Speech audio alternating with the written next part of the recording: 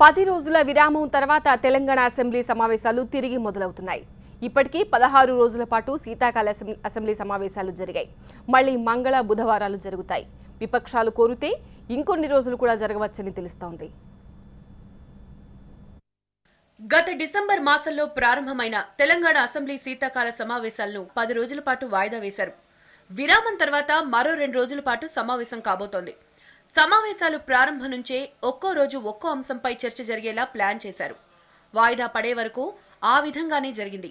మంగళవారం ప్రశ్నోత్తరాల తర్వాత హైదరాబాద్ మహానగర అభివృద్ధిపై ప్రత్యేక చర్చ జరగబోతోంది.